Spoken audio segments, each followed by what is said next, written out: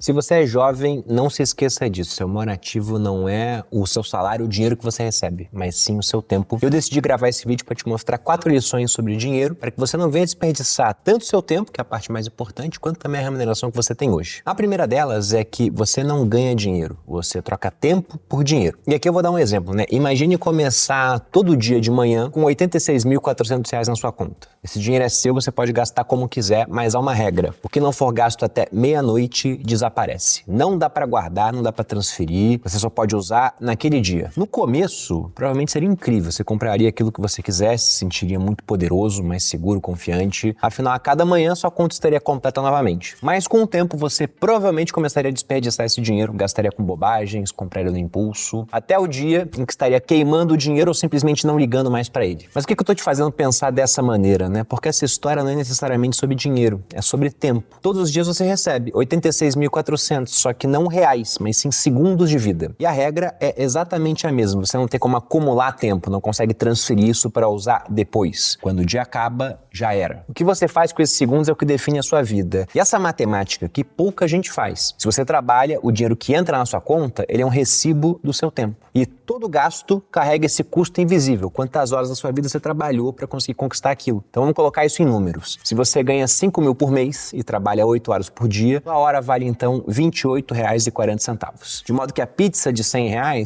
custou umas 3 horas e meia de vida. Um tênis de 600 custou 21 horas. Um celular de R$ 7.000 custou 246 horas, que daria 6 semanas do seu tempo. E o ponto aqui não é sobre não gastar, é sobre enxergar o que você está comprando através desse custo, que é o real, é o seu tempo. E veja que se você coloca que dinheiro é igual a tempo, existem duas formas de se usar esse tempo. Você pode trocar o tempo por consumo, e a história acaba ali, ou pode trocar o tempo por algo que pode te devolver mais tempo no futuro. E é isso que a maioria não entende quando se fala em investimento. Não é só sobre dinheiro crescendo, é sobre tempo se multiplicando. Pegando aqueles R$ 500 do exemplo da sua renda de 5 mil, isso equivaleria hoje então a 18 horas do seu trabalho. Se você investir esses R$ 500 com uma média de 10% ao ano, em 10 anos eles virariam R$ 1.296,87, ou seja, 18 horas viraram 45 horas. Em 20 anos, R$ 3.363,75, viraram 118 horas. E em 30 anos, virariam R$ 8.724,70, ou seja, 307 horas, supondo que o custo da sua hora não venha aumentar. O que deve acontecer ao longo da sua vida se você for bem sucedido. E aí, nesse último caso, essas 307 horas, perceba que o que começou como 8 horas de trabalho te comprou 38 dias no futuro. Se você entendeu essa matemática, você já está à frente de boa parte da população, daquela parcela que continua vendendo as suas horas, trocando por dinheiro, mas sem colocar esse dinheiro para gerar mais tempo lá na frente. Mas aqui, antes de passar para o item 2, para nossa segunda dica, eu só quero fazer um contraponto que eu achei muito interessante de um livro que eu li há não muito tempo, chamado Morra Sem Nada. Porque eu tenho essa ideia, que é quase um dogma na minha vida, que você, jovem, tem que começar a investir o mais cedo possível para colher esse resultado também o mais cedo possível. Meio que aquilo que eu defendi aqui nesse primeiro ponto. Mas lá ele coloca algo interessante, né? Se você ganha muito pouco agora, que tem 18 anos, por exemplo, e depois de formado na faculdade vai começar a ganhar mais, e aí depende, né? Nem todo mundo que se forma em faculdade vai ganhar mais. Se você vai formar em medicina, aí é uma chance bem razoável de que você seja bem remunerado. Se você fez faculdade de trombone, me desculpe os trombonistas, mas a vida tende a ser mais difícil. Então depende muito daquilo que você espera para o seu futuro. Mas se a tendência é que sua renda venha aumentar bastante no futuro, esse dinheiro de agora deveria ser gasto com outras coisas, né? Por exemplo, com experiências. Coisas que você pode fazer aos 18, aos 20 anos, mas não seriam tão legais se você fosse fazer aos 30 ou 35. Ou até com mais tempo, né? Eu quero conhecer o Japão, é melhor que eu faça isso antes dos 40 do que depois dos 80. Por uma questão de saúde, de mobilidade. Então, tentando equilibrar essas duas visões, eu diria que você não pode ser um radical e deixar de aproveitar totalmente a sua vida para conseguir poupar e investir. Agora, não abra mão totalmente disso também, até porque é importante que você crie o hábito de investimento ao longo da vida, e quanto mais cedo você criar esse hábito, maior a recompensa que você vai colher no futuro disso. Bom, passando para a dica 2, ela seria sobre aprender a dizer não. Essa é uma habilidade financeira que ela parece boba, mas é uma das mais importantes da vida, sobretudo para quem é jovem, né? Que é conseguir falar não de maneira a não ficar constrangido. Porque no começo da vida adulta, muita gente não quebra por falta de renda, eles quebram por falta de limite. E aqui vai um ajuste mental que muda o jogo. Não poder pagar uma coisa não significa que você não tem dinheiro. Na maioria das vezes vai significar eu tenho um plano para o meu dinheiro e isso que estão me oferecendo agora não é uma prioridade. Já quem não tem plano ano, entra simplesmente no modo automático, aparece um convite, o cara aceita, uma promoção ele vai lá e aproveita. Um é só hoje, só dessa vez, e aí quando ele vê, já foi todo o dinheiro do mês embora na primeira semana. E eu digo que pro jovem isso é mais difícil, porque há meio que um imposto invisível, né? Que é essa necessidade de acompanhar o grupo. Os adultos mais velhos também sofrem com isso, mas o jovem é especialmente suscetível a esse pensamento de manada. Então, se é um restaurante caro, um bar badalado, né? Certos tipos de compras, de roupas, que todo mundo tá usando, todo mundo tá fazendo, o jovem acaba indo junto, porque se ele não for, ele acha que fica feio. E aí acontece o padrão clássico. Você gasta o que não devia pra viver um momento que no dia seguinte não era aquilo que você realmente queria. E depois passar semanas tentando compensar aquele erro. Então, o que eu diria pra vocês é faça o básico. Te chamaram pra jantar num lugar caro? Você não precisa sumir, inventar desculpa e nem se endividar pra manter um personagem. Você tem que dar uma resposta simplesmente simples. Diga, hoje não dá, a gente pode fazer algo mais simples, um jantar em casa, uma pizza, um lugar mais tranquilo. E a parte engraçada é que muitas vezes alguém vai responder, olha, por mim ótimo, porque eu também não queria gastar muito. Isso acontece porque tem muita gente no mesmo barco, né? O jovem geralmente ele tem pouco recurso, mas estão esperando alguém puxar o tom da conversa pra esse lado. E quando você fala com essa naturalidade, você não vira o chato, você vira o adulto da mesa. Mas aqui eu quero deixar bem claro que isso não pode ser uma desculpa pra você não fazer nada, ser um completo mão de vaca, nunca sair. Isso aqui é muito mais sobre você mandar no seu dinheiro pra que não aconteça o contrário, né? O dinheiro acabe mandando em você. É sobre conseguir recusar pequenos impulsos hoje pra não virar refém amanhã. Então veja que esse não, ele de maneira nenhuma te diminui, né? Ele te dá controle. Dito isso, agora vamos então pro terceiro ponto desse vídeo. E se eu te dissesse que o sucesso financeiro tem muito menos a ver com a sua inteligência, desde que ela esteja acima de um certo nível, evidentemente, né? Você não pode ser completamente burro, mas passar desse nível, ela tem menos a ver com QI e muito mais a ver com o seu comportamento. Quem nunca viu um exemplo de uma pessoa muito inteligente que ganhou muito dinheiro e mesmo assim conseguiu perder tudo depois? Um gênio que não controla as próprias emoções, ele pode virar um desastre financeiro. E o oposto também é verdade. Gente comum, acima desse nível de burrice que eu digo, né? Para alguns realmente pode não ter jeito, mas gente comum que tendo o comportamento adequado conseguiu construir um baita patrimônio, apesar de ter saído com cartas ruins na vida. Eu gosto muito daquela ideia do Schopenhauer, de que o destino embaralha as cartas e a gente joga, né? Então, evidentemente, algumas pessoas saem com uma mão melhor. Alguém que nasceu homem nos Estados Unidos, agora nesse século, tem mais chance de enriquecer em comparação com uma pessoa que nasceu mulher no Afeganistão. Ela vai dar sorte se não for vendida com 9 anos de idade. Então, as chances não são iguais. Mas perceba que algumas pessoas com uma mão muito ruim podem conseguir fazer um jogo bom, enquanto outras com uma mão muito boa vão conseguir sujar a canastra limpa. E há uma história no livro do Morgan House, a Psicologia Financeira, que ilustra muito bem isso. A história do Ronald James Reed. Este camarada, ele foi filantropo, investidor, faxineiro e frentista nos Estados Unidos. Evidentemente, ele começou como faxineiro e frentista, depois virou investidor e no final da vida, filantropo. Falando brevemente da história dele, ele nasceu na zona rural de Vermont e foi a primeira pessoa da família a concluir o ensino médio. E pra você ter a ideia do nível de simplicidade da vida dele, ele pegava carona todos os dias pra conseguir chegar na escola. E a vida dele era exatamente do jeito que você deve pensar que foi, né? Muito discreta, sem ostentação, sem grandes ambições. Durante 25 anos, ele consertou carros no posto de gasolina, depois passou mais 17 varrendo o chão em uma filial da JCPenney, que é uma rede de lojas de departamento nos Estados Unidos. Aos 38, ele comprou uma casa simples, de 2 quartos, por, na época, $12 mil,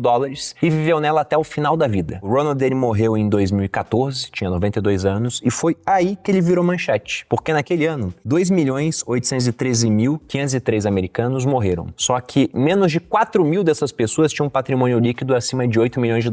O Ronald James Reed era uma dessas pessoas. E aí todo mundo ficou perplexo, né? Como assim? O cara foi frentista e faxineiro. De onde saiu esse dinheiro? Será que ele ganhou na loteria e não falou com ninguém? Só que não tinha mistério, não tinha herança, não tinha loteria, não teve nenhuma tacada genial. Ele simplesmente guardou o pouco que ele podia, investiu em ações, aparentemente das melhores empresas americanas da época, das blue chips, eram ações de primeira linha. E depois disso ele fez o que boa parte das pessoas não faz, né? Porque começar a investir, eu posso falar que é relativamente fácil. Muita gente começa. Agora, permanecer fazendo isso durante décadas, aí que é complicado, aí que tá o comportamento. E ele fez isso. Foi isso que transformou um faxineiro de uma cidade pequena em alguém multimilionário. No testamento dele, ele deixou $2 milhões de herança para os enteados e mais 6 para um hospital e uma biblioteca da cidade. Foi assim que ele saiu de frentista e morreu como filantropo. E aí eu sei, né, que para muitas pessoas essa aqui é uma história interessante, mas também é uma história sobre mau uso do dinheiro. Fala, poxa, o cara morreu com $8 milhões e não aproveitou muito durante a vida. Então você pode se comportar de maneira diferente depois de ter construído esse patrimônio, mas o ponto principal é que ele conseguiu construir, foi esse comportamento. Mesmo tendo nascido com cartas não tão boas quanto de um outro camarada que cabe destacar aqui também. Que na mesma época que a história do Ronald Reagan virou notícia, também se falou bastante da história de um executivo chamado Richard Fusconi. Esse cara era formado em Harvard, ele teve uma carreira meteórica, ele ganhou muito dinheiro, ele tinha um status realmente alto, era um exemplo de sucesso, se aposentou aos 40 anos, então tudo apontava para uma história muito bem sucedida. Só que, no meio dos anos 2000, ele fez um empréstimo para expandir uma das suas mansões. E só o custo de manutenção passava de $90 mil